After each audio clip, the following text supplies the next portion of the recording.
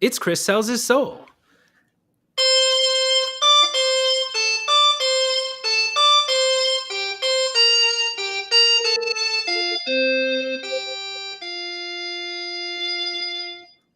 I'm your host, Chris Bogue, and this is my show on LinkedIn Live, where I have conversations with cool people who will help you work more creatively.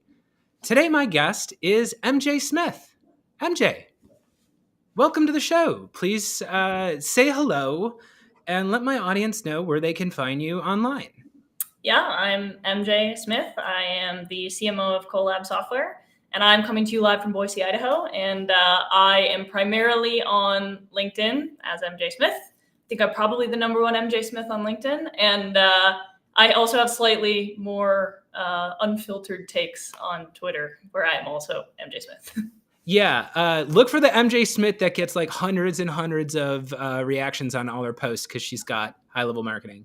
MJ is one of my favorite people on LinkedIn. I am so happy to have her here. Today's episode is called Play the Long Game. So we talk a lot about creation on this show today. I'm hoping to get deeper into strategy with MJ. I've learned a lot about MJ in terms of like planning and strategy and getting a team on board with your plan. So we're going to go deep on that. But before we do, first I got to introduce myself. So my name is Chris Bogue. I am your host. I am a entrepreneur and a coach and a sketch comedian. You can check out all my episodes at Chris Sells His Soul, wherever you get podcasts. And if you want to follow me, the best way to find me is to go on LinkedIn and ring my bell. So go ahead, follow me, send me a connection request. I'm friendly. I love to chat with everybody. So just go ahead and connect with me on LinkedIn, Chris Bogue. You cannot miss it. And we have a brand new sponsor today. So before we begin today's episode, give it up for our sponsor, Flying Cat Marketing. So Flying Cat has teamed up with us. We've got a brand new comedy sketch that is going to be premiering from them later on in this episode. And yeah, they are the ones responsible for today's content. So they are an international SEO and content agency that helps B2B SaaS companies build and execute organic growth programs. They are a remote women-led company, 90% women across 15 different countries with a demand gen and demand capture full funnel approach. So Flying Cat helps you reduce customer acquisition costs through organic marketing. And their team of native web strategists and content creators from all over the world helps you untap your organic potential in the US, the UK, Canada, France, Italy, Spain, Portugal, Brazil, and Germany. So we're going to be hearing from them later on in the show. But before we do that, we want to hear from you. So if you are watching this live today, whether you are on LinkedIn or Twitter or YouTube or Facebook or wherever you watch this show, go ahead and leave us a comment. Jump into the comments. Let us know where you are watching today. And if you've got a question about marketing, marketing strategy, marketing spend, anything that MJ and I are talking about today, go ahead and drop it into the comments. We are going to be answering all your questions throughout the show. So without further ado, let's get this started, MJ. So, MJ, I have been following you for a long time, and you're a person on LinkedIn who posts a lot about marketing. And there's a lot of people who post a lot about marketing on there, but I am fascinated by your content just because I've enjoyed kind of your philosophy about personal content. I'm a big fan of your personal work. And more importantly, you speak a lot from like organization wide, how do you get key players in your organization involved? So let's just start off. How did you get into marketing? What took you down this road in the first place? Yeah, I was a science person in college. So I studied environmental science and chemistry, and I was pre-med. But I decided not to go down the medicine path, and I joined a business that made environmental and medical tech, a big manufacturing conglomerate, in their rotational leadership development program. So for 2 years, I bopped around different subsidiaries for 6 months at a time. I worked in China, I worked in the UK. I was a manufacturing engineer. I did product development, and I did a decent amount of marketing. And marketing was really what I felt utilized my skill set the best, was super engaging for me. The hours in the day just flew by when I was working on marketing. And so that is where I stayed. Marketing and product management are kind of highly overlapping in manufacturing companies. So for a while, I was a kind of a senior product person and a senior marketing person, and then I was kind of climbing up the ranks in that big conglomerate called Halma. My last role there was head of marketing and product at a subsidiary called Firetrace that manufactures fire safety equipment. And then I made the jump over into SaaS, also in marketing roles by way of Refine Labs, which is one of the faster growing SaaS agencies out there, and currently in a role, in-house role again as VP of marketing, later CMO at Colab Software, where we make software for mechanical engineering teams working on some of the most complex products in the world. That is awesome. So, okay, so you started off, you've got a science mind, you're doing product management stuff. I know at some point you started working in B2B SaaS as a marketer. When did you start putting your own stuff out there? When did you start cultivating your own brand around your expertise and your experience? 2019, and that was when I was in that role as head of product and marketing at Firetrace, which is the fire equipment manufacturer. Mm-hmm. So why do that? This is like I talk to a lot of marketers who are uncomfortable talking about themselves, and they feel most comfortable when they get to like convey an organization's message. And when you want them to talk about themselves, they're like, no. So why go out there and build your own personal brand while you're out there building the brands for these companies that you're working for? Yeah, I remember when I was in that rotational development program, I was like 7 months in, and they hosted like a little networking event where like the CEO of the entire company was there, the CFO was there. And, you know, I felt so uncomfortable in that room, like walking up to these senior executives, like, what do I possibly have to offer this person? Like, it's clear that the motivation for me starting this conversation with them is to like network my way to the top, right? And that felt so inauthentic and so cringy to me. So I don't do well in that kind of networking environment. But I do enjoy social media. I do enjoy writing. And it felt to me like, hey, if I do my work in public and I share my expertise and I am helpful, then it's, instead of having to be outbound networking, it's a form of inbound networking, right? I will attract to me the people that think that what I bring to the table is interesting. And that to me feels like actually a lot more authentic way of networking than traditional networking felt to me as a person. And that's not to knock the traditional forms of networking at all. If that works for you and it feels great for you, then you should absolutely do that. But I know that networking is powerful, and this is a form of networking that feels authentic and good for me. Yeah. So you used an analogy once. I have a weird memory where I get buried specific details lodged in my head. And the thing you said that kind of transformed the way I think about content forever. And audience, plant this in your head too. You said it's like standing up and doing a PowerPoint presentation on like a street corner. I forget the exact analogy you did, but you're like, you have this feed and there are people in there are powerful people, there are wealthy people, there are people who would potentially pay for your knowledge and your services. They're through this feed at any given time of day. And if you just go out there and put something into the feed, you can put on your own one-person presentation. And who knows who's going to be in the audience, you know? And I thought that was such a cool way to think about it. And like, that was a big part for me is like, I launched a brand as like a trainer and a coach, and I did not have a big online presence at all. And part of what I did was, one, I took a lot of advice from people who were doing it well, including you. But yeah, I always thought like, if I had to do that, you know, you go give your speech about sales or marketing or you know, whatever it is you specialize in on SEO. I like to think of it kind of like I'm on the subway, you know, busking in New York or Chicago or something, where it's like you've got people traversing by.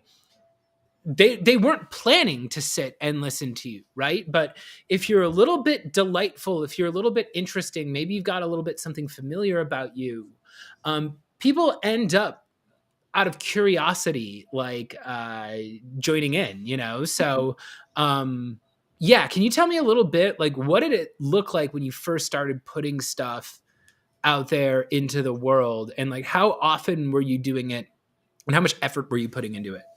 Yeah, and I recall that post because my brain also recalls things, very specific things, and they live in there forever. So I think that concept is very powerful when you apply it through the lens of like the people in your own company, especially if you're in a leadership role. Me posting on LinkedIn is like me giving an optional 1 minute presentation every day to the company about what marketing is doing, right? Except at the same time, I'm giving that optional 1 minute presentation to them because most of them are connected to me on LinkedIn, but also to everyone else that I'm connected with on LinkedIn. And so the people in my company can see the validation for this strategy coming from the external environment, social proof, right? So they're like, they learn what marketing is doing. If they want to read my posts, they don't have to. That's why it's optional. In bits and pieces, and they see how other people are like, oh, this is cool, I'm going to do this in my company. So they're like, oh, the stuff we're doing in marketing in our company must be really interesting and innovative and important, right? And so it's a way of building your personal brand, but it's also a way of educating everyone in the company about the valuable work that you're doing internally. So do you do videos or like content that like LinkedIn never sees, but you're like putting effort and time into them just to like optionally educate your own organization? Yeah, so usually I will present the quarterly marketing plan to the whole company each quarter. This quarter, I have decided to do it as a series of asynchronous videos. So I post them in Slack, or I will post them in Slack. This is the first time I'm doing it. But my thinking there is like people get bored if they have to listen to a presentation for a whole hour. But people's attention span is great for like a 5 minute video. And if that video raises a specific question, they can ask me the question in Slack and I can publicly respond.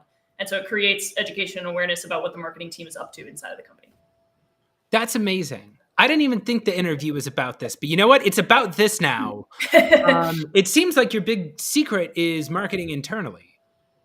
I do a lot of marketing internally. Yeah, another thing that I think about a lot is like I'll launch marketing assets like a product launch, and that sounds a lot more complicated than it is, but I'm just like very thoughtful about what I do copywriting best practice when I launch things in Slack. Like here's that we just finished a big meaty data packed survey report, big piece of content for Collab, and I launched it in Slack, right? I was careful about which channel I picked to launch it in. I wrote like a post about it in Slack as though it was a public facing post. Like I was very thoughtful about the copy. I'm thoughtful about links and link previews. I'm thoughtful about images that I include because internal marketing is how you maximize the uptake of that content on the channels that are driven by people, right? Sales dev. If they're excited about the content and to share it, it'll get a lot more reach than if you just have to rely on your marketing-led channels that aren't people-driven. Oh my gosh. This is why I like your content, I think, MJ, because like I feel like I'm an insane person sometimes. There was a lot that drove me to start a business and go out here and start doing video and start doing content. But a lot of that was I come from a B2B SaaS background. I actually sold education technology for a while. So I got an inside look at kind of like what universities are doing right now and how they're teaching. And I noticed a similarity between universities and B2B SaaS companies where they don't think about how people actually consume information when they're communicating something to a team that they actually have power over, So like they will put lots of thought on like outbound materials, email templates, stuff like that. When it comes to educating their own team, they're like, check the wiki. Didn't you? There's a topic on that somewhere. Go look in the company guide where there's like hundreds of articles that haven't been updated since 2017. And I've just noticed a disconnect where like, if you are a very important person at a SaaS company, if you are a corporate executive, if you are a VP, if you are in charge of a team, there's this expectation that you're just going to get everybody in a room for an hour and you're going to shut the door and then you're going to talk for an hour and they're going to listen and retain everything you say because you're important and you're talking about important things. And it's like, hey, I'm not saying you're not important. I'm just saying, like, our minds work differently now. That's not how people are used to consuming information anymore. And, when you load like a 90-minute training module into Lessonly or whatever and say, okay, do the Lessonly, people are doing that with their email up in the other monitor. They're watching these internal instructional videos that are an hour long and they're getting their work done in the other screen because they don't have any choice. And I'm like, hey, there's still utility in being able to distill that lesson down to a minute or two. Even though, yeah, you could call an hour meeting and we will all sit there for an hour. The question is, like, what's the best way you can actually get everybody incorporating your knowledge? So is this something that, like, do you just kind of do stuff like this and hope that everybody in-house recognizes that they are learning? Or do you kind of have to spell it out to them that, like, hey, I do this and this is part of the team, and like part of that means you're going to have to spend time during the day putting presentations together, putting materials together. I don't know, like, how did they respond when you started doing these optional learnings for your team?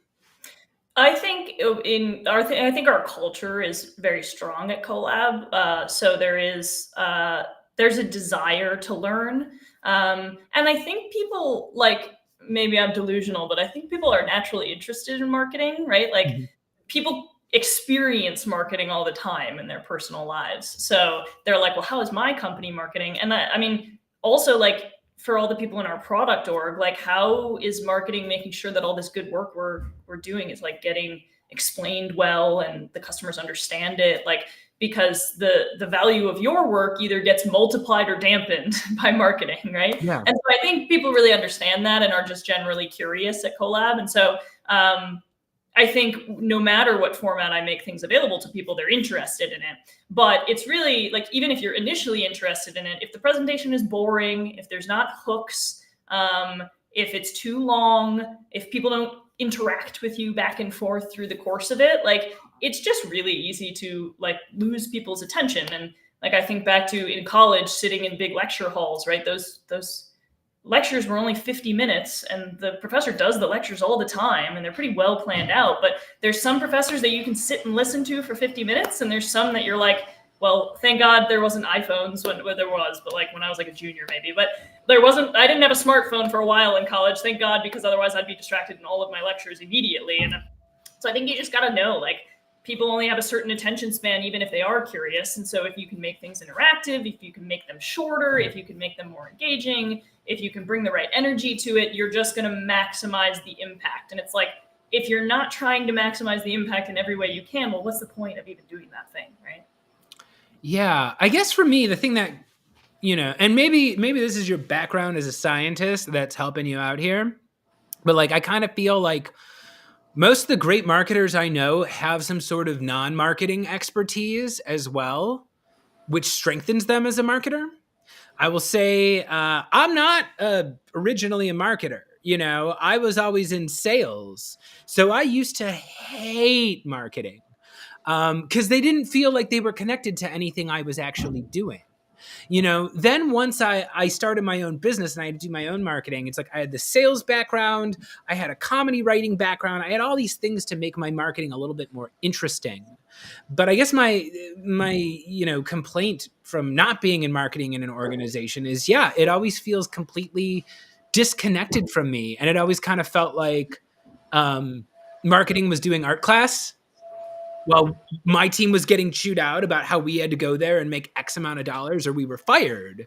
I never really saw that immediacy between sales and marketing. So was that something you ever had to overcome? Did you ever like overcome difficulties with learning about sales, or did you just like kind of pick it up and start working with them really easily, just kind of intuitively? Honestly, I think I had to talk myself into believing the value of marketing first before I could talk anybody else into believing the value of marketing. Yeah. And so because of that, I think I just came into it with this mindset of like, every single tactic, I need to like convince myself that it is actually valuable before I'm going to spend time on it. And that's just how I approached it from the very beginning, from my very first marketing job. I remember I was working in this like small water quality sensor manufacturing company. And, you know, like there was a couple of things that we could do. You know, we could make brochures, we could do SEO, we could post on social media, right? And I remember like all of the similar sized companies, they would like post like happy 4th of July on social media. And I would look at that and be like, should I do that? Because I don't understand why like a customer would see happy 4th of July on our sensor company social media and that would cause them to want to buy from us. That's strange. Like, but then I started learning about SEO and I was like, you know, I can explain like these niche topics that we have more expertise on about any that compared to anyone else in the entire world. And I know from Google search data that like there are engineers designing water quality systems that need to spec in a sensor that need this information and are searching it, right? And there's not a good source of it, and I can be that source of it. That makes sense why that would generate business for the company. Yeah. And so I did more of that stuff that just intuitively made sense to me and less of the other stuff, right? And so that's how I've always approached it. And I think for that reason, people in other departments can see the value of marketing when you're exclusively focused on those types of things.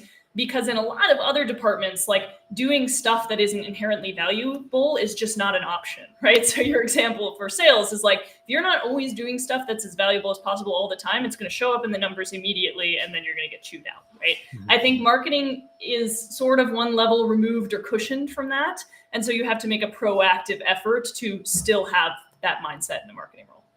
Yeah. And again, thinking like a scientist, your number one thing is like, how can I prove this? Not necessarily how everybody thinks, but couldn't hurt, right? Which actually, you know what? Now that you bring up SEO, I think it's a great time to move to our next segment, Gimme Gimme. MJ, are you ready to do Gimme Gimme? I'm as ready as I'm ever going to be. Okay, well, so everybody, this is a time we like to take here in the middle of the show where I get into character and my guest and I correct a little misunderstanding that people have about LinkedIn, right? Some people say LinkedIn is for fun. They say it's for friendship. It's for doing cool MTV-like events where you hang out with other content creators and everybody says how much they love you.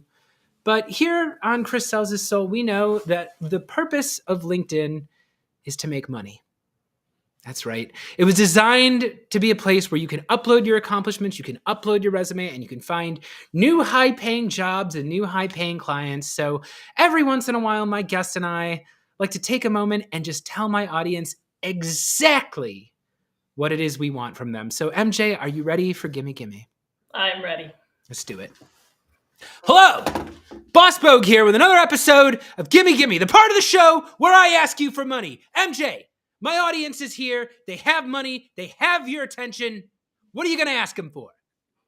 I just finished my first ever course, and it's on the topic of marketing planning. I have done marketing planning on an annual basis like 6 times now.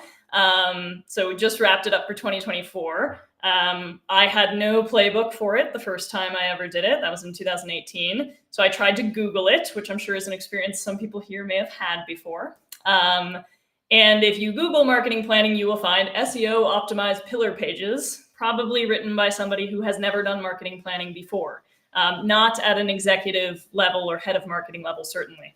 And so I found that not very helpful in the spirit of let's try to do things that inherently make sense. And so I just like made it up as I went along, and I made a bunch of mistakes, and I changed the process again and again and again. And I felt at the end of this process that we just went through for 2024, like, wow, this, like, I really got all the pieces in place. And wow, how many marketing headaches, like getting micromanaged and people always interrupting what you're trying to do and people not understanding the point, could be solved if you had a really robust planning process, a really robust plan that you already know people have bought into because they co-create it with you. I think this could help a lot of people. And I posted about it on LinkedIn. 750 people filled out the Google form I posted. I asked them in that Google form, like, what would you like to get out of this? So, people were asking me, how do I make sure the CEO loves it? How do I get buy-in from finance? How do I connect marketing to revenue? And so I went through and I shared my entire framework. And for each of those pain points that people wanted help solving, there should be a module in there that'll give you some ideas that I've actually practiced and put into place in my company. So if you're interested in that, you can grab it with that QR code floating above Chris's head. Yeah. Buy MJ's course right now. I read your content out there, LinkedIn marketers. You do not know what you're doing as well as MJ does, all right? You want to have all your fancy ideas turn into reality. It's not going to happen unless you have executive buy-in, unless you can make the case for why you exist in the first place. So take your phone out, switch it to camera mode, hold it up to the QR code, scan it, and buy MJ's course, okay? I do not know how much it costs. I don't care how much it costs. Go buy it because whatever it costs, it's worth it, okay? Every morning, I scream at MJ. I scream into a voice note and I ask, why haven't you charged me for all the brilliant information you've given me? Now is finally her chance. She's out there, it's selling, and you should get it too. And by the way, if you're interested in MJ's course, you should also check out our sponsor today, Flying Cat Marketing. That's right. Today's episode is brought to you by Flying Cat. Not only are they the premier SEO and localized content creation agency, but they have a brand new advertisement that we have actually gotten cleared to run today, telling everybody about exactly why they are an amazing company. So, Iggy, do we have that footage there from Flying Cat? MJ, do you want to see this? Are you interested in checking out Flying Cat? Let's check it out. I can sell my B2B SaaS product anywhere in the world. Maybe I should start selling in Europe. Not so fast, Jimmy. Have you ever run a European marketing campaign before? No? Gosh, I guess not. Can you write fluently in multiple languages? No, just the one. Do you know anything about regulations in Europe? Well, maybe I could just have my team bullshit their way through it. Sound familiar? Hello, my name is Dr. Funkenstein. You know, when I need medical advice, I ask a doctor, but when I need SEO advice, I ask Flying Cat Marketing. Flying Cat is the world leader in customized local SEO and marketing campaigns. They have a team of native language marketing experts spanning across 15 different countries to build fully local campaigns to create and capture demand and increase organic search conversions for your business. Wow, Dr. Funkenstein. I reached out to Flying Cat just like you said, and they were super easy to work with. How can I ever repay you? Don't worry, Jimmy. I'll be reaching out to you for a personal favor very soon. What? Don't ask your doctor if SEO is right for your business. Get started with your free consultation at flyingcatmarketing.com. Yeah. So that's Flying Cat out there. So if you're out there, if you want to open yourself up into new markets, if you are a B2B SaaS company and you want to expand into Europe, don't just do it yourself. All right. And if you do it to some giant agency, they're just going to have Google Translate do it. And that's a nightmare. Okay. If SEO were easy, everybody would be doing it, right? It is hard to do, especially if you do not understand the language, do not understand the local needs, and you're working in a country that is unfamiliar to you. That's why you need to go get your consultation from Flying Cat Marketing. So you can go ahead, scan the QR code on the screen to start your free consultation. And finally, there's me. So, hey everybody, Chris Bogue here. If you are interested in participating in the show, if you are interested in joining as a sponsor, if you want some sponsored content, or if you are a business owner who wants to add some video content to your marketing and sales strategy, go ahead and reach out to me at chrisbogue.io. So I do one-on-one coaching, I do team training, and I also have a video prospecting course called The Complete Guide to Selling on Video. So we are going to be watching that in just one moment. But before we do that, MJ, do you have anything else you want to ask my audience for? You can find me on LinkedIn, MJ Smith, and would be happy to have you in my audience and see what you have to comment on the content, and hopefully get some more ideas from the questions that you may have. Excellent. Yeah, go ahead. Connect with MJ. This has been Gimme Gimme. We're going to be back in just a moment. But first, Iggy, roll the tape. Hello? Is this Mr. Sherber? It sure is. What can I help you with, brother? Hello. You were not expecting this call. Do you have 17 seconds to learn Hang on about a second. Mercifully Short? Is this a cold call? I don't know. You. Never call this number again.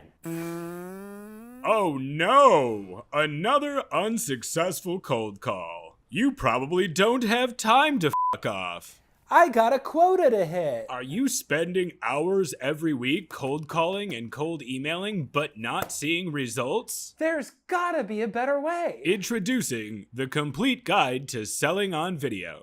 Whether you're new to sales or a President's Club member, this fast and fun course will teach you to efficiently create short, customized videos that get results. The complete guide to selling on video is not sold in stores. Visit chrisbogue.io and use promo code GIMMEGIMME to take $50 off while supplies last. Don't delay. Get noticed today.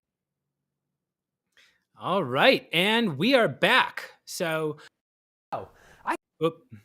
sorry. Hit the wrong button there. All right, we are back, everybody. It is another episode of Chris Sells His Soul Live. I'm here with MJ Smith. We're talking about playing the long game, planning and execution and analysis of successful marketing campaigns. So I'm going to be digging in here. We're going to be talking a little bit more about what the audience can do to improve how they're executing on marketing this year. So we're going to get started on that just now. But again, anybody, if you are watching this live right now, if you want to jump into the comments, go ahead, leave a comment. Any questions you have for MJ or me about marketing, about LinkedIn, about content, about anything, go ahead and fire away. We're going to try to answer all the questions we can before the end of today's show. And MJ, everybody wants to be, a big, important person. Everybody wants to be influential. I think a lot of people who get into marketing probably have a creative side to them, probably consider themselves an artist on some level, but they have all these ideas and they never get to really execute on them. And I know even me, so I'm a coach, right? So people literally pay me for one-on-one instruction because they want to make a change in life, right? They want to start doing things. So I show up, I work with them, frameworks, planning, co-writing, all this sort of stuff. But at the end of the day, sometimes they just decide not to do it. For whatever reason, they procrastinate, they get other priorities. Maybe they're self-conscious about their ability to do that. Maybe they're not fully seeing the point of marketing. So I think you're an interesting person because you seem to be able to get all sorts of participation from elsewhere in your organizations. So what's everybody missing? How do you get like executive leadership to say, go out there and post content on LinkedIn, which is not something that most executives love doing? How do you do that? Yeah. Well, I do think that some companies are certainly going to have it harder than others, right? Like the personality of the person you're asking to do this thing does play a role, right? So we'll get that out there, right? Like our CEO posts on LinkedIn a lot, but he's also like totally excited about being the face of the company and feels like that's his role and his job, and he enjoys it, right? He enjoys engaging with customers. Somebody asked me, like, if your CEO isn't just like that personality, what are some incentives before you're showing them the pipeline increase that you can get from the CEO posting on LinkedIn? I recently shared that 19% of our qualified pipeline in Q4 came to our CEO's DMs. So clearly, right, like there's the business case. I don't need to tell you anything else really, but that takes time. So if that's not where you're at yet, how do you talk somebody into it when they're skeptical? And I honestly think one big lever is, even before you see pipeline, very few CEOs would ever consider an opportunity to engage directly with their customers on things that are related to the business as like a bad use of time. I've worked for 4 different CEOs, 2 of them professional CEOs, 2 of them founder CEOs. Every single one of those CEOs bought in strongly to engaging with customers. It's why they get on planes and go see customers in person. So I think there's an opportunity to reframe social as just another opportunity to engage directly with customers that perhaps doesn't require you to get on a plane. So even if you're not getting like hundreds of engagements and tons of pipeline in the beginning, all it really takes is 1 or 2 meaningful customer engagements for that to be in some respects almost as valuable as going and getting on a plane or standing in a trade show booth, so I think that's the early qualitative stuff that's still super valuable, and then you get this snowball effect where it does create pipeline, and it transforms your messaging, and it makes people feel like they're connected to your company in a different way. All right, let me ask that a different way then. So what is a bad use of time? We talk a lot about, how like, oh, it's not a bad use to, like, yeah. What have you seen? Maybe that's on social, maybe that's on LinkedIn, maybe that's in marketing in general. What do you think is a bad use of time? Especially, we are recording this now. We just started the year 2024, the year of, I don't know what animal it's the year of, but it's something. Yeah. What do you think is a waste of time? Well, I think as if we're talking about the executive level of the org, as you move into an executive role, and then as that executive role continues to transform as the organization scales, what you need to be constantly doing is reassessing, like, am I spending my time on the highest leverage activities possible? And I do think part of that is just simply the amount of time you're spending on any given activity. Now, posting on LinkedIn can be a super high leverage activity because there's scale there. Equally, when I do trainings for the whole company, that is a very high leverage activity because everyone can then be empowered and go out and execute on their own, so that executives don't have to be editing every message and coaching on every single deal and coming up with the messaging in the proposal, right? Like, people can, teach people to fish type of thing. So that's a high leverage activity. Doing the stuff yourself becomes increasingly lower leverage, especially if the activities you're doing are not influencing customers at scale. That said, I think the viewpoint that posting on LinkedIn is a waste of time is valid in some cases. And I think in general, that's when the marketing team is asking the CEO or whatever other executive you're trying to work with to do all of the heavy lifting. Because there's several components that go into having a regular presence on LinkedIn, right? One is like just being aligned organization-wide on messaging, right? Because the CEO's LinkedIn should be like the microphone for the organization's top level messaging. Now, I don't think any executive is going to argue with you that making the company aligned on top level messaging is not a great use of their time. That's one ingredient. But another ingredient is just simply like sitting down and brainstorming hooks, brainstorming angles, and just doing some rote writing and getting out of that writer's block, right? A lot of that is low leverage work that the marketing team can take off of the plate of the CEO so that they're still involved in the process. It's still authentic, but the ways in which they are involved are A, very high leverage work, and B, things that only they can do.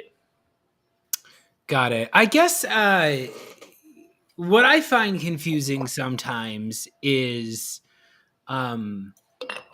leadership sometimes, like, the things they're interested in saying as the mouthpiece of the organization aren't exactly exciting social media posts. So the classic example being like a white paper, I find often, especially as leaders get further and further away from their from the customers, right? So think about like a founder. I've seen it happen a million times. Your founder starts the company scrappy, and they're out there fighting for every deals. They're building up. Things are going well. The more they build, now they've got VPs. Now they've got teams. They stop talking to the end users. They stop talking to customers. Now they're talking to a board all the time, and they want to show different metrics. They want to show that story that, like, hey, we're growing. We increased this metric by this amount. They know what they need to make the board happy.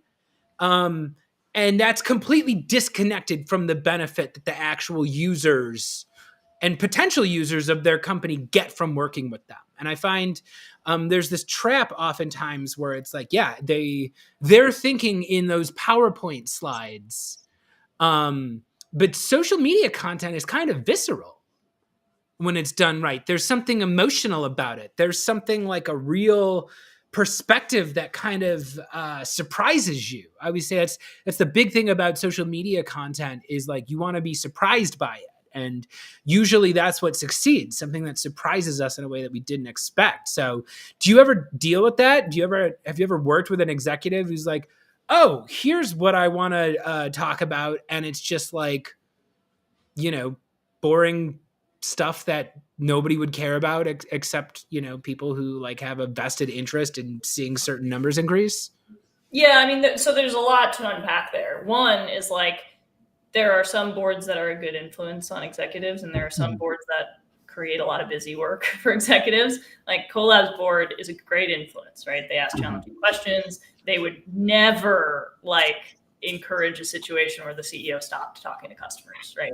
And if the trade-off were like talk to customers less so that you could make more in-depth board slides, they'd be like, let's cancel the board meeting so you can talk to customers, right? So I do acknowledge that there are boards out there like that, but I think it depends, right, on the people on the board, and if they're trying to keep the CEO focused in the right place, right? Because executives should always be talking to customers and always understand the product, and never kind of graduate out of that. The best ones, anyway. What else did I want to talk about here? In terms of social content, I think you're right. Like, if you are spending a lot of time on quantitative stuff, on business operations, on back office things, right, as opposed to face of the company front office things, then perhaps like the brainstorming that you would have in terms of what content to create might feel like more back office stuff. I do think you need to keep your social content focused on things that are going to resonate with customers. So like maybe if your CEO does a lot of COO stuff and does a lot of is spending a lot of time on back office stuff, is there another person? Is there a chief strategy officer that is engaging with customers all the time? Is maybe your chief product officer is engaging with customers? Oh boy. Everybody, if you're watching this, it looks like we just lost. Okay, here she is. Whoop, I'm back. Hey, that was scary for a minute. You're back. All right. Where did I leave off? You were talking about if your CEO is a big nerd and only talks about back office stuff that only nerds care about. Maybe there's somebody in the organization who does more communication with the end users that would be better to be writing your social media content. Yeah. So, I mean, I think the marketing team should always be helping, and the marketing team should be an influence that makes the social media content more customer facing. But I think it's always helpful to have the tone of voice and the stories and the things that make it authentic from someone who's spending time with customers all the time. If that's not the CEO, then find somebody else in your organization who that is. And I think there are different types of CEOs, right? Sometimes the CEO is like COO focused, and sometimes they're chief strategy officer focused. And you often see those roles split out as an organization gets bigger. Yeah. Okay. So here's an example that I don't know if you've ever run into something like this, but I've seen a lot of businesses run into this issue where anytime a tech company starts, it's pretty much non-existent, right? You're out there and especially if you're founder led, you're selling stuff that isn't even fully built yet half the time, right? So oftentimes scrappy teams start out, and a lot of the big value comes from customer success, right? They've got these customer success teams who onboard everybody by hand. They are constantly calling, working hand in hand with the clients, in part because they really need those deals to stick around, right? Mm-hmm. Then the company scales, the company grows, they add a lot of automation in there. And then at some point, the team realizes, wow, you know what? We could save a lot of money if we just cut the entire customer success team. And we just have everybody, we have an onboarding program that's largely automated. We do a lot of this through email and asynchronous communication. And all of a sudden, the CEO who hasn't been talking to the customers in years, all of a sudden, all their messaging is about how they're going to save you time and they're going to save you money. And I've seen so many, the more the organization grows, the more it's just we're going to save you time and we're going to save you money. And they're emphasizing that it can be done fast. And yeah, that's often not why people were adopting that tool in the first place. Like they weren't doing it so they could spend 5 minutes on it. Actually, if we were honest about the sale, if we were honest about the marketing, it's going to take more than 5 minutes to onboard. It always does. And yeah, how do you, like, have you ever been in a situation where like you're dealing with leadership that has kind of lost sight of why people came to them in the first place and you've had to kind of like bring them back down to the earth? Or do you just try to work in organizations where they kind of never lose that? I can see why that happens. I think one interesting thing that's been on my mind a lot lately is like why does all messaging start to sound the same? And part of it I think is this like push, and I don't know why it happens or when it happens in a company's trajectory, but this push to like make your messaging resonate with executives. And people are like, okay, well, executives only care about two things. They care about making money and saving money, right? Which is true. But I think people need to acknowledge what's going on one level deeper under the surface inside the mindset of an executive, which is like, yes, we want to make money or we want to save money. However, the executive has to have a hypothesis on how you are going to make money or save money. And I think that hypothesis always has several levers, right? Or several layers, right? So the problem that a lot of companies run into is they'll describe exactly what their product does, right? Like you're a video agency. I'm going to create videos that make you money, right? Mm-hmm. And so to me as an executive, I'm like, I need you to connect the dots, right? Because those two things seem very far apart, like videos and making money. Mm-hmm. What is like your point of view or the take that I could disagree with that connects those ideas together, right? Maybe it's video is the main way that executives today want to consume information, right? I could disagree with you on that. It also connects together this idea of making money with doing more video. So I find that oftentimes companies are pushing this messaging on executives, make money, here's what our product does. Mm-hmm. And they're not connecting the dots. And what happens when you don't connect the dots is that the executive says, yep, seen a lot of messaging like that, put it in the trash can. I'm going to connect the dots myself and have my own hypothesis that I trust more than any other company. So the bar is very high because the bar is very high because my computer just went to sleep. Because you not only have to connect the dots between what your product does and making money, you also have to connect the dots in a way that this executive consumes and feels like, wow, that company has done an even better job connecting the dots than I have. This is the bet I should be making to make money or save money.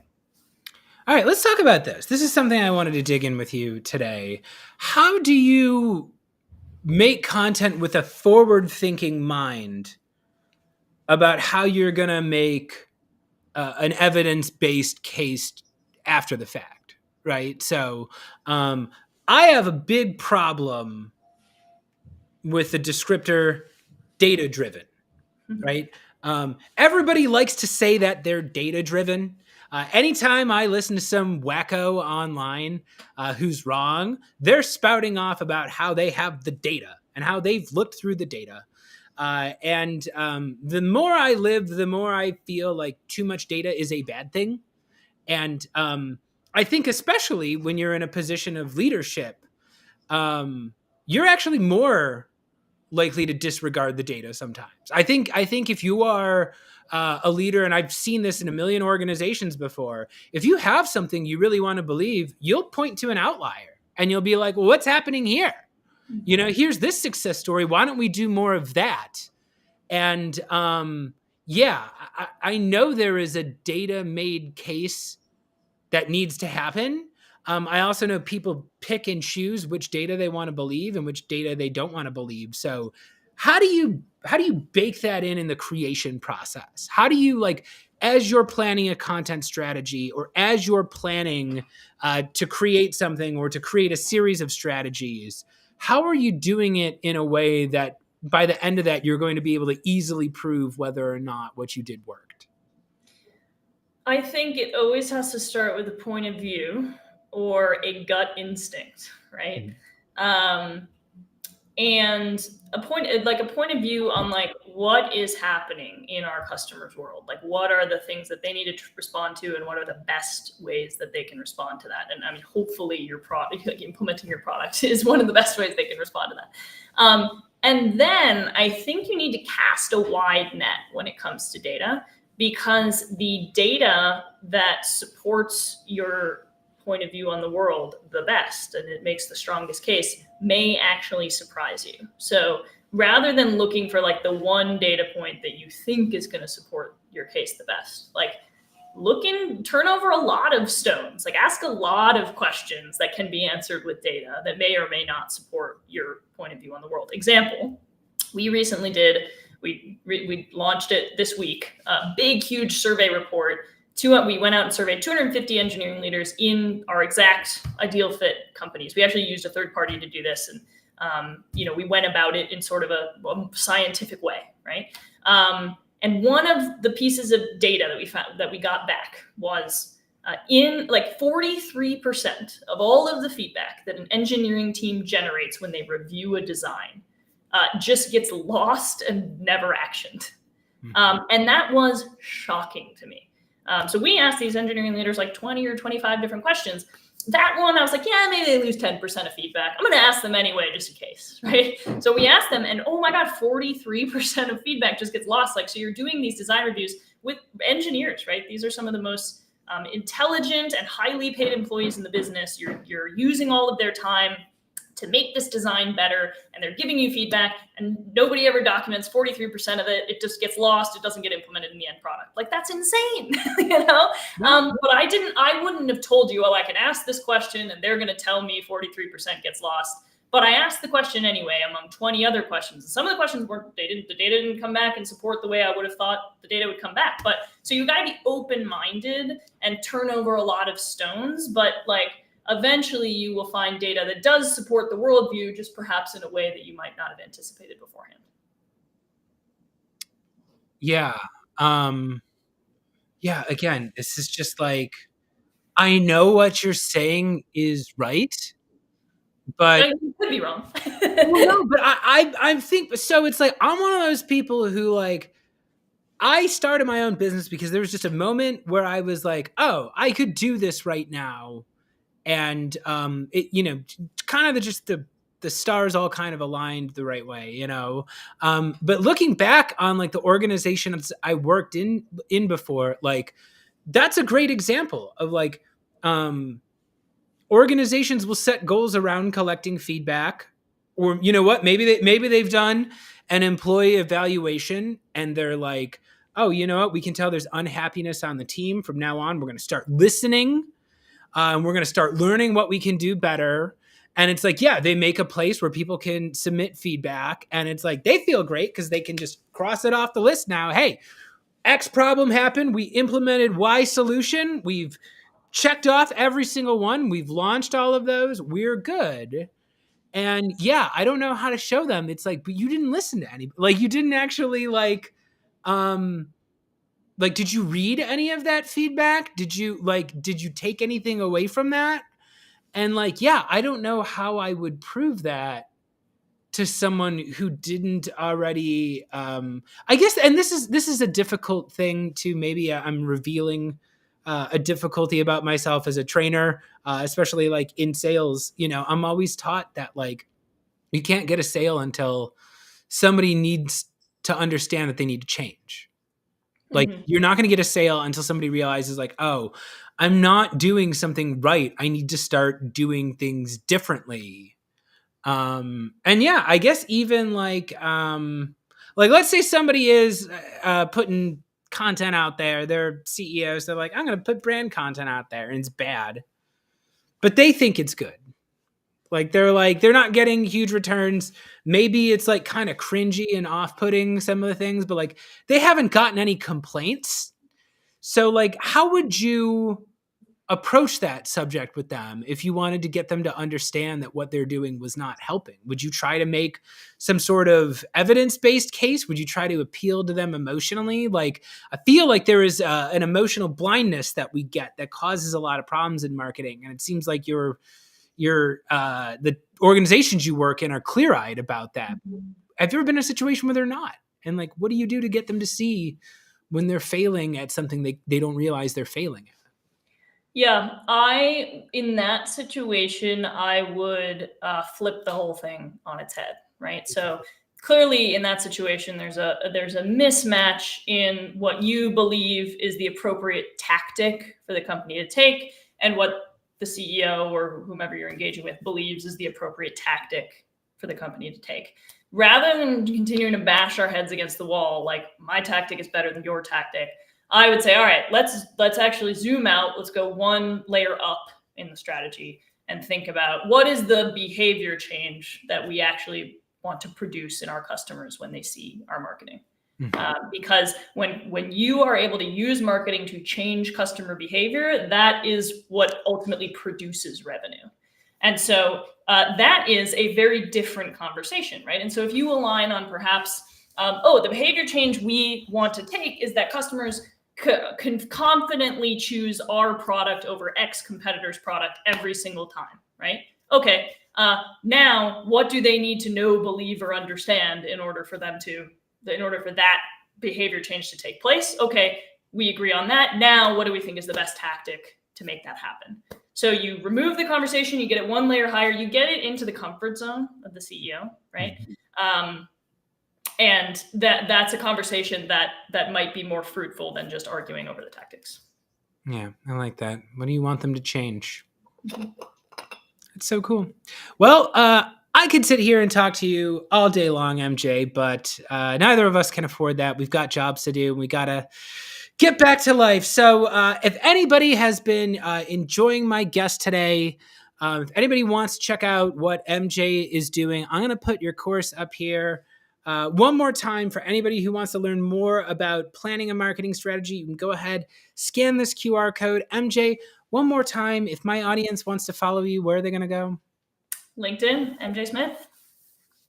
MJ Smith, check it out. And then also, if you're watching this today, check out Flying Cat Marketing. So if you are a B2B SaaS company, if you are expanding, if you are doing business in the US or Canada and you want to expand out into European markets, Flying Cat Marketing, they do fully localized campaigns, fully customized, fully translated in the US, UK, Canada, France, Italy, Spain, Portugal, Brazil, and Germany. So go ahead, scan the QR code. If you want to schedule your consultation with Flying Cat Marketing, they are super awesome. You're going to see lots of awesome new content from them coming out in the next few months.